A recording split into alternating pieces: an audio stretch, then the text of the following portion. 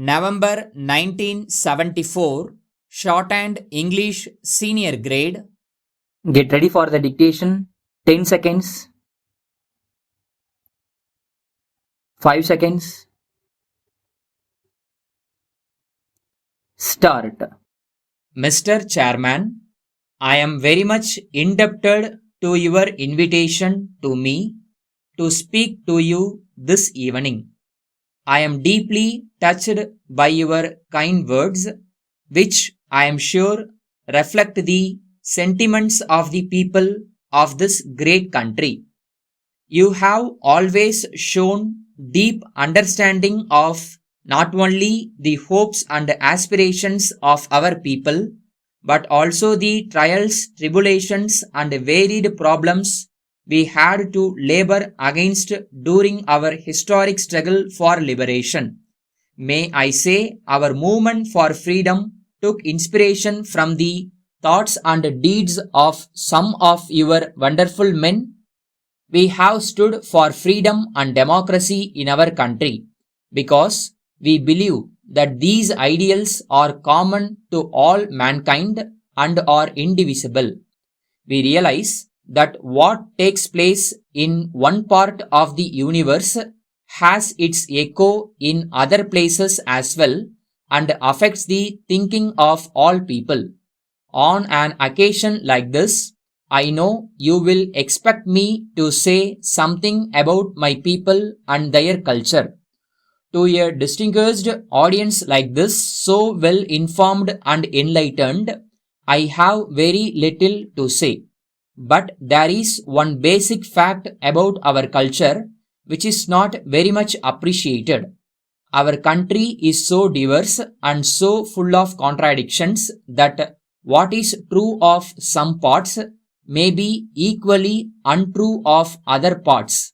Nevertheless, there is an underrunning stream of unity, a unity in diversity which binds the whole nation. This is something which we have always cherished. Again, our country is one of poverty, but one which is fighting it with all its strength. If I were to select just one quality of ours, which is essential for the working of real democracy, it is tolerance. Last week, I was in another place, which is also a great democracy, and I was asked a similar question about our high ideals and so on. My answer is simple. Like other countries, ours also is inhabited by human beings, and not all human beings are able to live up to high ideals. All the same, we must endeavor our best to work our way, often by difficult and painful means. Democracy means so many things. In the West, the meaning given to democracy is there should be a two-party system of government and that people must vote for one party or the other.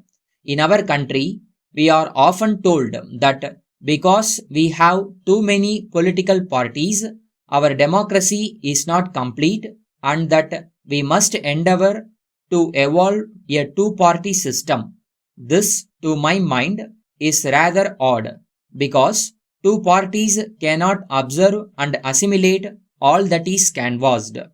Although I must admit that multiplicity of parties as in India is not of very great help to the people.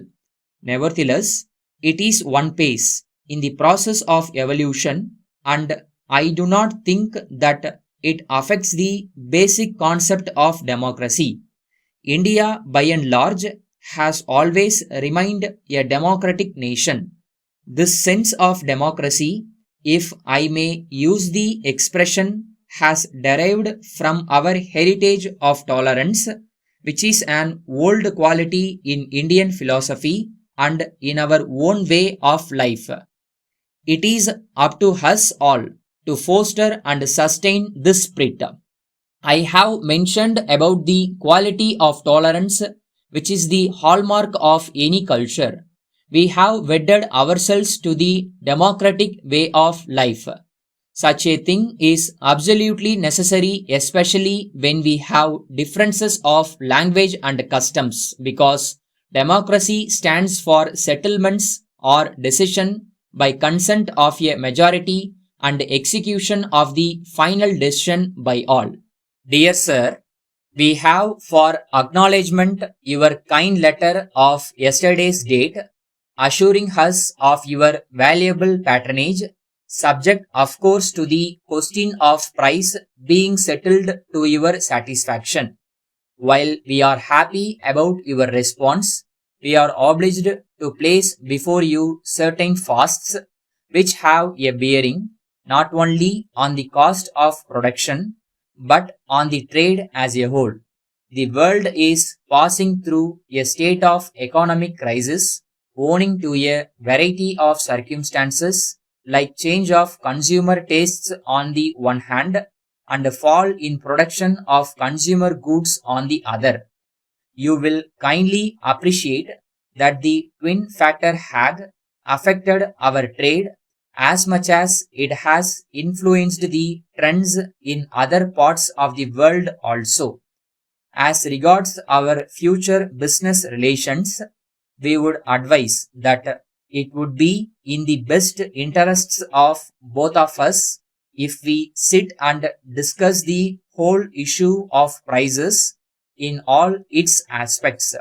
We believe that a free and frank discussion will provide an opportunity for us to appreciate each other's point of view better and to arrive at a mutually advantageous arrangement.